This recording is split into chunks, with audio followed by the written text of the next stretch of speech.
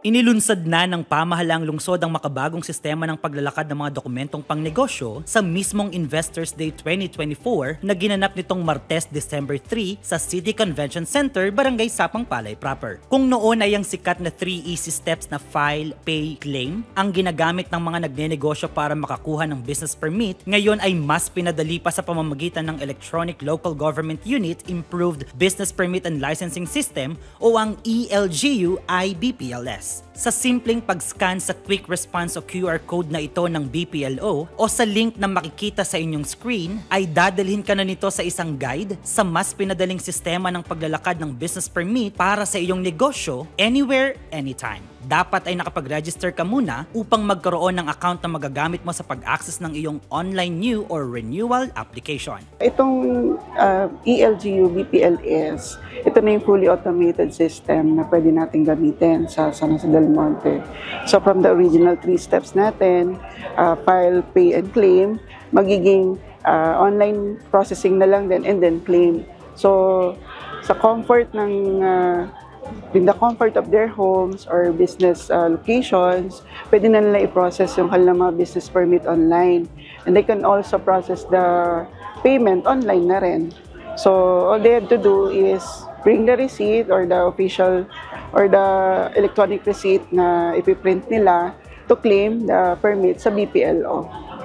So 2 steps na lang talaga. Naging posible ang dating pangarap na ito sa pagtutulungan ng mga tanggapan ng pamahalaang lungsod sa pangungunan ng Business Permit and Licensing Office o BPLO kasama ang Business Development Office at iba pang mga tanggapan ng pamahalaang lungsod, gayon din ang mga tanggapang nasyonal katulad ng Department of Information and Communications Technology o DICT, Bureau of Fire Protection o BFP, Bureau of Internal Revenue or BIR at Department of Trade and Industry. Naroroon din ang mga tanggapan ng Social Security System o SSS, PhilHealth at Pag-ibig upang magbigay ng gabay at kasagutan sa mga tanong ng mga small and medium-sized enterprises o SMEs at employers sa lungsod na magsisimula pa lang sa kani-kanilang mga negosyo at pamumuhunan. Ang ating business sector po talaga ay ang partner ng local government sa pagpapalago ng ating ekonomiya.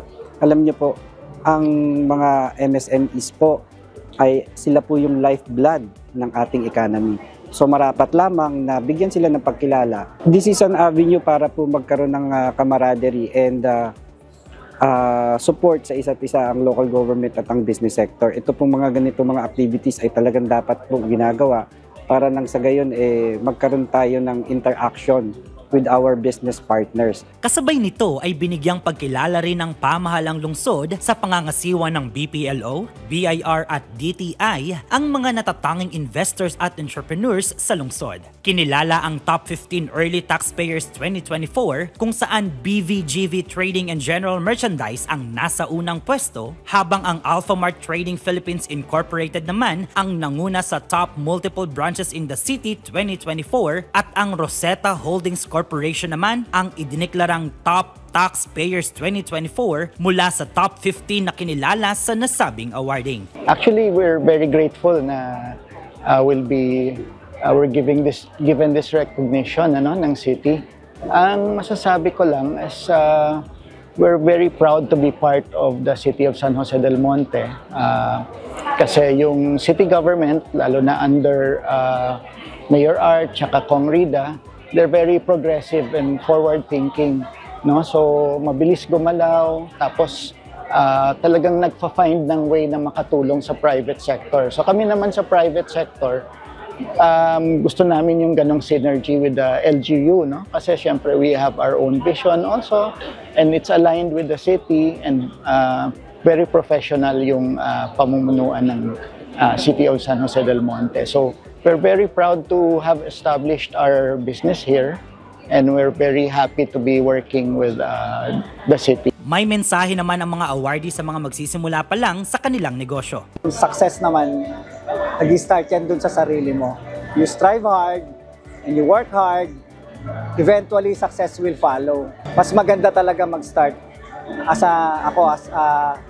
I talk as a experience ko dito sa San Jose. Kasi talagang gagayad ka nila na na ma-achieve mo yung goal mo as an entrepreneur. Hindi ka mahihirapan to secure yung mga licenses mo. From there, dire-diretso na yun. Medyo hassle talaga siya. Madami pang mga requirements dito sa nagkakaroon pa ng mga efforts, pabalik-balik talaga. Ito, just one week, ma-upload na namin yung attachment. So, madali na lang. First, syempre, put God first in everything. Number one yun. And then, of course, ask yourself, yan ba talaga yung passion mo? Kasi mas maganda kung yun yung passion mo, mas may enjoy mo yung gagawin.